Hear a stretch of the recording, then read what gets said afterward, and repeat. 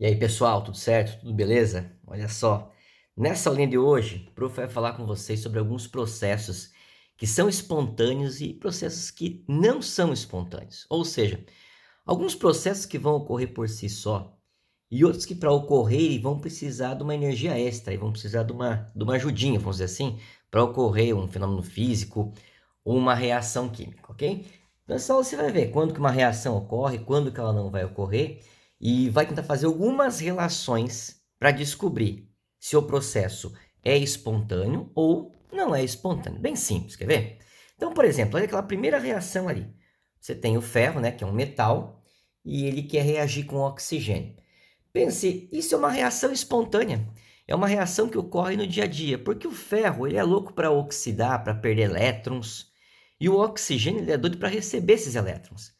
Então o ferro ali, quando oxida, inclusive vai formar um dos compostos, né, que forma a ferrugem. Isso é uma reação do dia a dia. Você deixa uma peça metálica aí, né, uma peça de ferro exposta ao tempo, ela vai enferrujar. Vai enferrujar porque é um processo espontâneo, né? Você não vai, de certa forma, ficar interferindo muito. Basta você largar a peça metálica e com o tempo ela enferruja. E isso é um processo espontâneo. Show, o que vai formar ali? Um dos óxidos que você vai ter da ferrugem vai ser isso aqui, ó, por exemplo, F2O3. Dessa maneira, pode colocar aqui um F2O3. Pode pegar, só para fazer o balanceamento aqui, tá pensando. Aqui um 3, ó. Aqui um 2. E aqui eu vou colocar um 4. Tá vendo? Pronto, tá balanceado. Acabei de fazer a reação química. Como ocorre por si só, é um processo espontâneo. Já nessa outra, né, nessa não é nenhuma reação, isso aqui é um processo físico, né, uma transformação física, uma mudança de estado. Veja que você tem ali água líquida e água sólida. Isso aí não é um processo espontâneo. Como assim, Xê? Por que não é? Pense comigo, se você deixar aí a água líquida, né, sobre a bancada, sobre a pia, sobre a mesa, sei lá, por si só ela não vai congelar. Vai dizer, acha, mas um dia ficou tão frio, mas tão frio, mas tão frio de congelar. Tudo bem, mas é algo bem atípico, né? Nas nossas condições ambientes que você tenha isso, não ocorre. Pode deixar a água líquida ali, vai passar um ano, dois, três, tal, ela vai evaporar. Agora, ela não vai solidificar. Então, eu posso falar que esse processo aqui seria um processo não espontâneo. Agora, eu posso pensar no inverso. Eu posso pensar que a água sólida, né, o gelo, né? Por si só, se eu deixar em cima da bancada do laboratório, da cozinha, sei lá, da pia, da mesa, ele vai liquefazer. Tá aqui? Esse é um processo espontâneo. O de cima, esse aqui, não é. Então, quer dizer, nós vamos na aula de hoje tentar entender melhor isso aí. Por que isso é espontâneo, por que não é? E um dos erros que eu vejo, às vezes, as pessoas associando, né, para dizer se o processo é espontâneo ou não, é associar isso ao ΔH. Quando assim, acha, quando libera energia, né, tipo uma queima, essas coisas assim, ΔH é exotérmico, melhor dizer, isso é um processo espontâneo. Se precisa absorver energia para acontecer, já é um processo que não é espontâneo. Isso não é verdade, em alguns casos pode funcionar, mas não é uma regra, né? Não dá para eu simplesmente afirmar que o processo é exotérmico, que o processo vai ser espontâneo, e que endotérmico é não espontâneo. Na verdade, tem outros conceitos que você precisa ver, que são justamente esses conceitos que você vai ver na aula de hoje. E um desses conceitos aqui é o que nós chamamos de entropia. Então, galera, cuidado, não vá confundir entalpia, que tem a ver com a energia do processo, né? A entalpia da reação, por exemplo, né? O calor da reação, e a entropia, que na verdade é o nível de desordem. É isso que a gente vai ver agora, a tal da entropia. Xan, então o que é entropia? Ó, galera, para vocês entenderem o que é entropia, tá? De uma maneira bem simples, assim, bem didática, vamos dizer assim, do dia a dia, associe a entropia, que o símbolo é S, tá ali S, entalpia é H, entropia é o S, tá? Associe a entropia à desordem, ao caos. Como assim, Cham? Então você vai entender que alguns processos, como as reações químicas, elas são espontâneas porque elas apresentam desorganização da matéria. Elas apresentam uma elevada entropia. Cham, não entendi. Quer ver? Olha só, um exemplo bem típico aqui. O teu quarto, por exemplo. Vamos supor que você, final de semana, pegou e organizou teu quarto. Deixou tudo arrumadinho, levantou, né, bem cedinho, arrumou tua cama, pegou teus materiais, colocou os livros de um ladinho lá da tua escrivaninha, da tua mesa, da tua bancada, aí arrumou tua cadeira, arrumou tuas canetas, colocou a borracha no lugar, deixou tudo bem certinho, teu quarto estava organizado, ok? Aí, de repente, se levantou, começou a estudar, tal, mexeu no lápis, colocou o lápis aqui, aí pegou uma caneta, não guardou no lugar, aí você deitou um pouco, bagunçou tua cama, levantou, voltou a estudar, mexeu no teu livro, abriu o teu livro, quer dizer, a tendência do teu quarto agora é ter uma certa desordem. E esse é o estado natural. Se você deixar isso aí uma semana, duas, né? No final da terceira semana vai estar uma bagunça total. E parece que você não fez muito esforço para isso. Veja que automaticamente você vai olhando, né? Com o tempo ele vai ficando desarrumado. E se você quisesse voltar àquele estado inicial, quisesse organizar tudo de novo, você ia gastar energia. Ia ser um processo forçado. Você ia ter que pegar o lápis, colocar no lugar. Você ia ter que ter a tua cama, arrumar a tua cama de novo, ia pegar aquele livro, colocar na pilha certa os livros. Quer dizer, seria um processo não espontâneo. Então, quanto mais desorganizado um sistema, maior é a entropia. Associe a entropia ao nível de desorganização, espalhamento, vamos pensar assim, da matéria. Por exemplo, olha só, se eu imaginar os estados físicos, né, dos três aí mais comuns que nós conhecemos, se você pegar o primeiro deles, que é o sólido, ó, o S de sólido aqui, ele é bem organizadinho, não é? Ó, as moléculas aqui já tem uma baixa energia cinética, tá? Errado falar que não tem, porque elas têm, mas é bem baixinho o movimento aqui das moléculas, bem pequenininho. Aí, passando para o estado líquido, ó, você já aumenta a desordem. Essa molécula que estava aqui, essa que estava aqui, essa que estava aqui, ó, elas já começam a ocupar mais espaço. Porque você está aumentando a energia cinética, você já está desorganizando esse cubo que você tinha aqui antes. E aí, você pode chegar ainda no estado físico gasoso, ó, que é o líquido. E esse aqui, ó, o gasoso. O gasoso teria maior entropia, ó, teria maior caos. As moléculas estão mais espalhadas, olha só.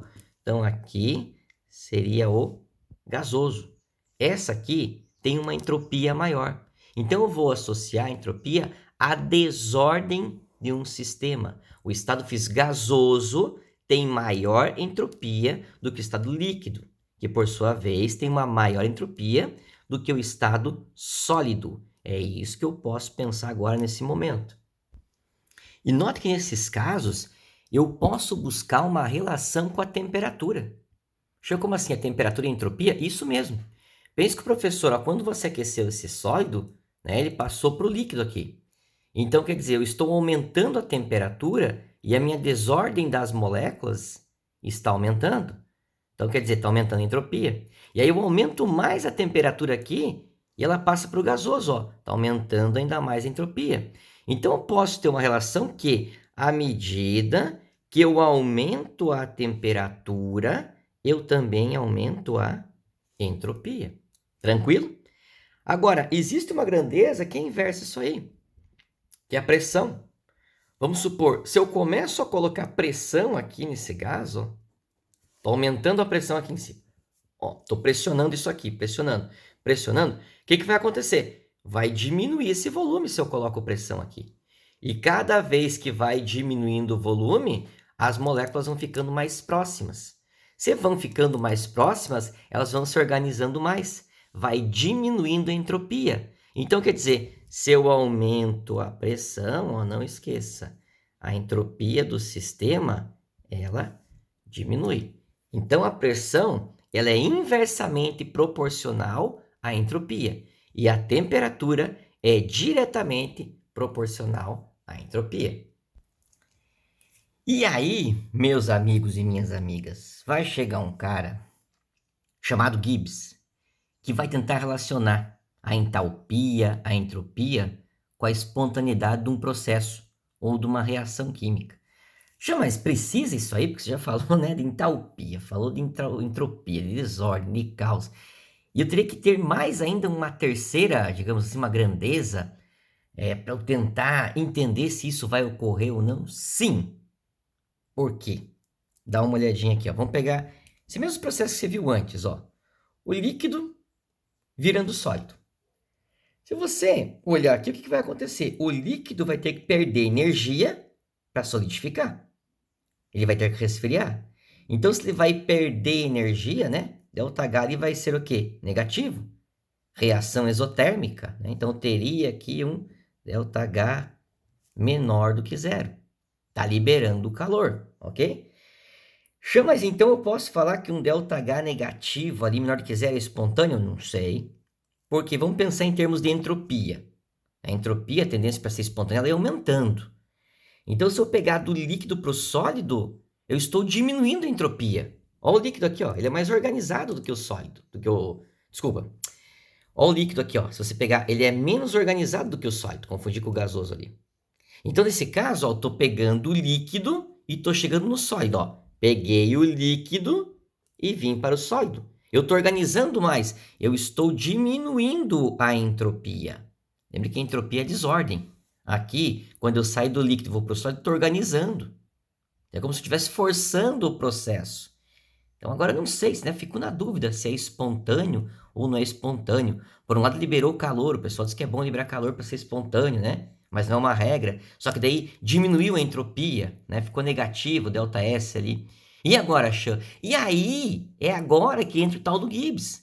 Que ele vai falar que, na verdade, isso aqui depende ainda da influência do ambiente.